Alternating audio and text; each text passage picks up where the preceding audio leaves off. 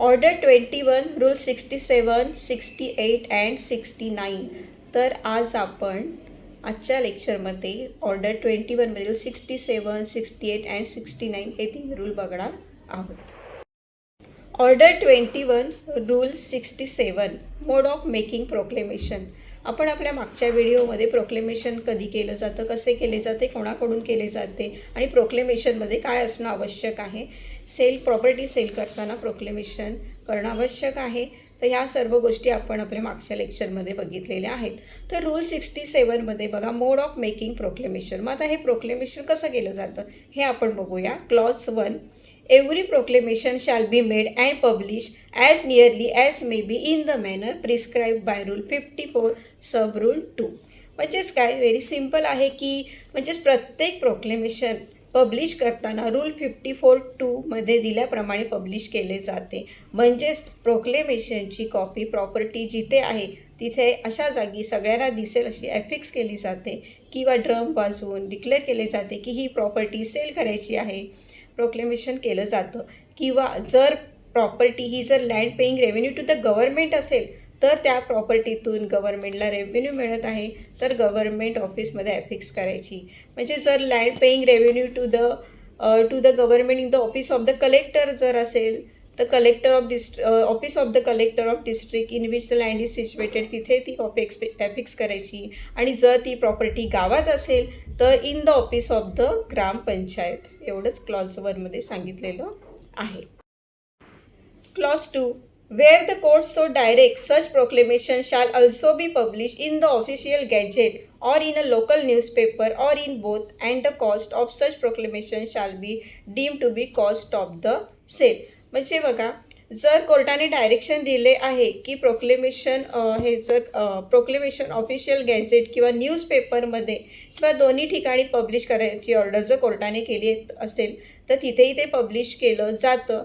आणि त्याची cost property sale केल्यानंतर जी कॉस्ट आहे ते त्याच्यातून त्याची कॉस्ट घेतली जाते. पब्लिकेशनची कॉस्ट त्यातून घेतली जाते.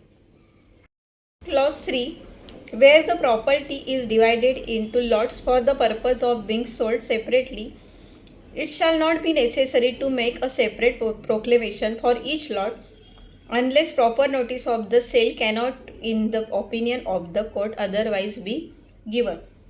म्हणजेच काय, ज्यावेळी प्रॉपर्टी सेल करण्यासाठी वेगवेगळ्या पार्ट्समध्ये डिवाईड केलेली आहे याचा अर्थ असा नाही की प्रत्येक पार्टसाठी वेगवेगळं प्रोक्लेमेशन देणं नेसेसरी आहे. It shall not be necessary to make a separate proclamation for each lot. म्हणजेच एखाद्या व्यक्तीचं घर आहे, बाग आहे, घरापुढे ओपन प्रिमायसेस आहे तर मग आपण पहिले बाग मग घर असे सेपरेट प्रोक्लेमेशन बनवणार असं नाही.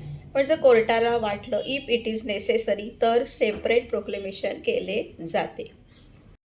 Order 21, rule 68, time of sale.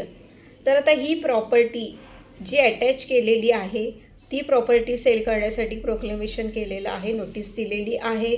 म्हणजे काही लगेचच ती प्रॉपर्टी सेल केली जाते असं नाही आहे. त्यासाठी एक टाईम असतो. त्या टाईम ऑफ सेलची प्रोव्हिजन रूल 68मध्ये दिली आहे. म्हणजे ती कधी विकली जाते हे आपल्याला 68मध्ये दिलेले प्रोव्हिजन वाचायची आहे. तर बघूया.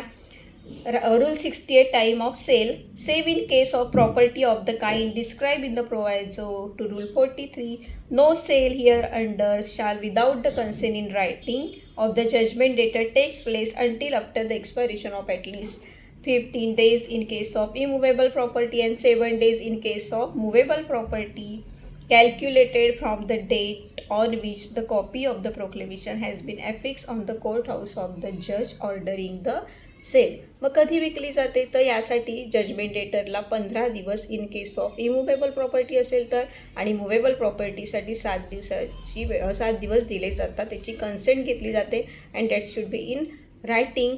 आणि तो पिरियड संपल्यानंतर मात्र ती प्रॉपर्टी सेल केली जाते. पण मग हा पिरियड कधी स्टार्ट होतो तर प्रोक्लेमेशन कोर्ट हाऊसमध्ये ॲफिक्स केल्यानंतर हे 15 आणि 7 दिवस सुरू होतात.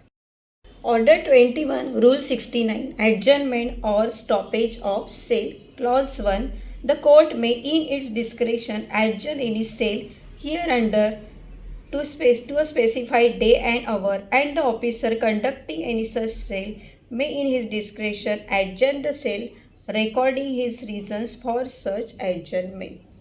म्हणजेच बघा, the court may in it discretion adjourn any sale hereunder to a specified day and our. म्हणजे कोर्टाकडे डिस्क्रेशनरी पॉवर आहे की कोर्ट हे सेल ॲडजर्न किंवा स्टॉपही करू शकतो. काही दिवसासाठी किंवा काही तासासाठी ही ॲडजर्नमेंट कोर्ट देऊ शकतो किंवा स्टॉपही करू शकतो. And the officers conducting such sale may in his discretion adjourn the sale recording his reason for such adjournment. म्हणजे सेल कंडक्ट करण्यासाठी कोर्टाने ज्या ऑफिसरला अपॉइंट केलेलं आहे तो ऑफिसरसुद्धा हे सेल ॲडजर्न करू शकतं, परंतु तसे रिझन तसं रिझन त्यांनी मेन्शन करणं आवश्यक आहे. त्या प्रोवायझोमध्ये सुद्धा तसं सांगितलेलं आहे की प्रोवायझोमध्ये सुद्धा सांगितलेलं आहे की जर हे सेल जर कोर्ट हाऊसमध्येच होत असेल तर कोर्टाच्या परमिशनशिवाय ॲडजर्नमेंट दिली जात नाही. Clause 2. Where a sale is adjourned under Sub-Rule 1 for a longer period than 30 days, a fresh proclamation under Rule 67 shall be made unless a judgment debtor consents to waive it. म्हणजेच आता rule 69(1) प्रमाणे ॲडजर्नमेंट दिलेली आहे, पण मग ही ॲडजर्नमेंट जी आहे ती सुद्धा 30 दिवसापेक्षा जास्त देत नाही. आणि जर ती ॲडजर्नमेंट 30 दिवसापेक्षा जास्त दिली असेल तर fresh proclamation shall be made. Fresh proclamation काढले जाते. बट जर जजमेंट डेटर स्वतःच कन्सेंट देत असेल तर नॉट नेसेसरी, फ्रेश प्रोक्लेमेशनची आवश्यकता नाही. Unless the judgment debtor consent to waive it, म्हणजे तो जर वेव करत असेल तर not necessary. Clause 3. Every sale shall be stop if before the lot is knock down. म्हणजेच सेलसाठी जी पोली चालू आहे ती संपण्यापूर्वी किंवा सेल चालू असताना किंवा त्याआधी जजमेंट डेटरने त्याचे जे काही ड्यूज आहे, जे काही डेप्स आहेत आणि कॉस्ट आहे त्याचं ऑफिसर सेल कंडक्ट करतो त्याच्याकडे दिले, किंवा proof is given to his satisfaction that the amount of such डेप्ट and cost has been paid in to the court which order the sale. असे प्रूफ्स जर त्याने दिले असतील तर every sale shall be stop, तर ते सेलची प्रोसिजर स्टॉप केली जाते. थँक्यू.